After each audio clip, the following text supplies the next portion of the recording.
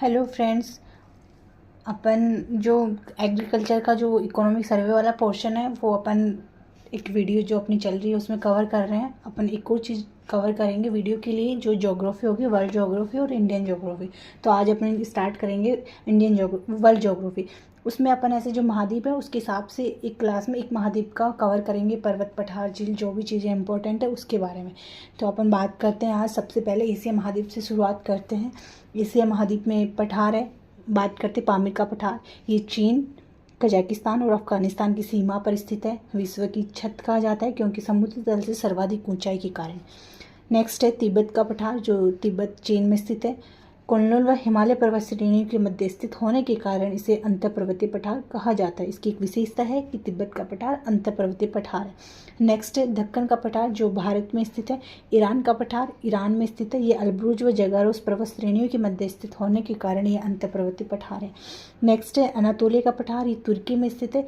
Ponting व torus पर्वत श्रेणियों के मध्य स्थित होने के कारण ये भी एक अंतर्पर्वतीय पठार है। फिर है शान का पठार, जो म्यांमार में स्थित है और यहाँ पे साल्विनी नदी बहती है।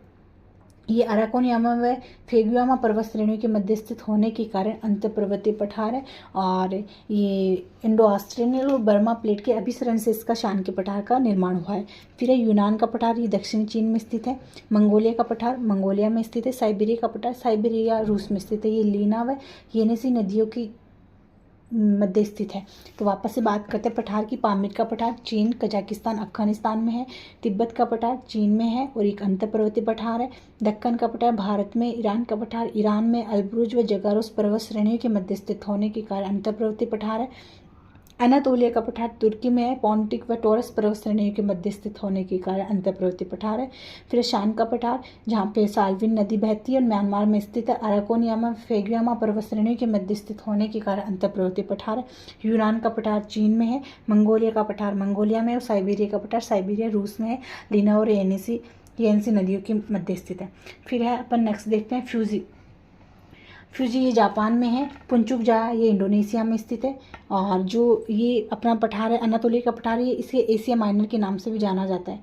एक है पोटवार का पठार, ये पाकिस्तान में स्थित है। लोएस का पठार चीन में स्थित है, जो यहाँ पे हुआंगो नदी बहती है। एक है आर्मेनिया उच्च भूमि, यहाँ की सबसे ज़्यादा जो ऊंची चोटी है वो अरारत है। तो वापस से बात करते हैं फ्यूजी पर्वत जापान में है। एक चक्रीय ज्वालामुखी है ये।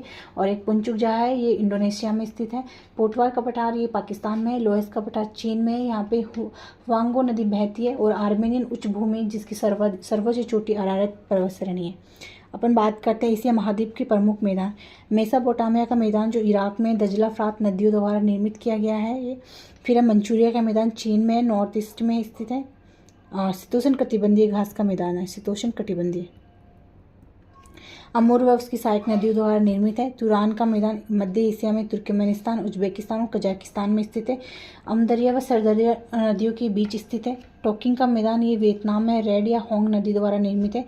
साइबेरिया का मैदान रूस में यूराल पर्वत व लीना नदी के मध्य स्थित है। एशिया में जो शीतोष्ण कटिबंधीय घास के मैदान है उन्हें स्टेपिज घास कहा जाता है। फिर बात करते हैं अपन एशिया की प्रमुख झीलें। मर्द सागर ये इजराइल व जॉर्डन की सीमा पर स्थित है। और एशिया का जो लोएस्ट पॉइंट है वो यहाँ पे स्थित है, मर्द सागर, इजराइल व जॉर्डन की सीमा पर। वॉन ये तुर्की में स्थित है और विश्व की सबसे खारी झील है। वॉन विश्व की सबसे खारी झील है और तुर्की में स्थित है। बेकाल झील ये रूस में साइबेरिया में और विश्व की सबसे गहरी झील है। बाल्कस ये कजाकिस्तान में स्थित है। नेक्स्ट अपन बात करते हैं लोपनूर व किंगही झील। थोड़ा सा ये दिखाई नहीं दे रहा, मैं लिख देती हूँ यहाँ पे। लोपनूर व किंगही झील ये चीन में स्थित है। अरल सागर ये कजाकिस्तान व कजाकिस्तान एंड उज्बेकिस्तान के मध्य स्थित है। फिर है नेक्स्ट कैस्पियन सागर, ये विश्व की सबसे बड़ी झील है जो खारेपन है। जो वोन झील है वो सबसे खारी झील है और सबसे बड़ी खारी झील कैस्पियन सागर है। सबसे बड़ी खारी झील वो लवणता के आधार पर सबसे बड़ी, वॉन झील लवणता के आधार पर सबसे खारी, ये मतलब कि लार्जेस्ट साइज के बारे में बात करें सबसे बड़ी खारी झील। एशिया व यूरोप महाद्वीप को अलग करती है। कैस्पियन सागर। और ये जो स्थित है अजरबैजान, ईरान, कजाकिस्तान, तुर्कमेनिस्तान और रूस की सीमा पर स्थित है। तो कैस्पियन सागर विश्व की सबसे बड़ी खारी झील है। एशिया यूरोप महाद्वीप का विभाजक है। अजरबैजान, ईरान, कजाकिस्तान, तुर्कमेनिस्तान व रूस की सीमा पर स्थित है। टोबा झील ये क्रेटर झील है और इंडोनेशिया में स्थित है। टोनले सैप ये कंबोडिया में है। टोनले सैप और पेंगोंग झील ये भारत व चीन के मध्य स्थित है। फिर अपन बात करते हैं एशिया महाद्वीप के प्रमुख मरुस्थल। ये अरब का मरुस्थल ये सऊदी अरब में है। रबल खाली ये दक्षिण सऊदी अरब में। दस्त ए काबिर और दस्त ए लूत ये दोनों ही ईरान में। थार का मरुस्थल अपने को पता है भारत और पाक में। और नेगेव ये है दक्षिण इजराइल में। फिर है ठंडे मरुस्थल। ये गोबी का मरुस्थल मंगोलिया स्थित है। ठंडा मरुस्थल तकला मकान ये पश्चिमी चीन में स्थित है। कराकोरम या गारागम ये तुर्कमेनिस्तान में। कजिलकुम ये कजाकिस्तान में उज्बेकिस्तान में। और लद्दाख का पठार ये भारत में स्थित है। वापस से देख लेते हैं। अरब का मरुस्थल ये सऊदी अरब में। रबल खाली भी सऊदी अरब में। दस्त ए काबिर दस्त ए लूत ईरान में। थार का मरुस्थल भारत और पाक में। और नेगेव दक्षिण इजराइल में। ये उष्णकटिबंधीय मरुस्थल है। और ठंडे मरुस्थल की बात करते हैं तो गोबी मंगोलिया स्थित ठंडा मरुस्थल है। गोबी का मरुस्थल तकला मकान पश्चिमी चीन में स्थित है। कराकुम या गारागम ये तुर्कमेनिस्तान में। और कजिलकुम ये कजाकिस्तान और उज्बेकिस्तान में। और लद्दाख भारत में स्थित है। फिर अपन नदियों की बात करते हैं। एशिया की प्रमुख नदियाँ। ओब नदी ये अल्ताई प्रदेश में ओब की खाड़ी या कारा सागर यहाँ पे जाके इसका विसर्जन होता है। मोहाना और उद्गम स्थल की बात करेंगे। ओब नदी अल्ताई प्रदेश पश्चिमी साइबेरिया रूस में आर्कटिक महासागर में जाके ये विसर्जित होती है। फिर है येंसी नदी ये मंगोलिया में। और कारा सागर आर्कटिक महासागर में जाके विसर्जित होती है येंसी नदी। फिर है लीना नदी ये बेकाल पर्वत से निकलती है रूस में। और लाप्टवे सागर आर्कटिक महासागर तीनों ही नदियां हैं जो रूस में ही स्थित है। ये येंसी नदी मंगोलिया में।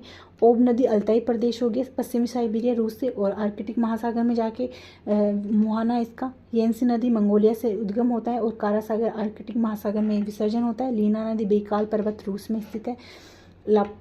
लाप्टेव सागर हो जाएगा आर्कटिक महासागर। फिर आमूर नदी मंचूरिया जो चीन में मंचूरिया के मैदान है वहाँ से निकलती है। और प्रशांत महासागर में इसका विसर्जन होता है। चीन व रूस की सीमा बनाती है। याद रखना जो आमूर नदी है वो चीन व रूस की सीमा बनाती है आमूर नदी।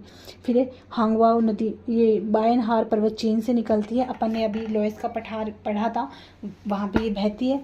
और पीला सागर प्रशांत महासागर में जाके विसर्जन होता है। पीली नदी भी कहते हैं लोएस के पठार अपन ने अभी बात की क्योंकि यहाँ पीली मिट्टी युक्त क्षेत्र है।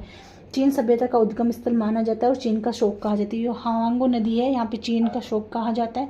सभ्यता का उद्गम स्थल है और लोएस के पठार पर ये बहती है।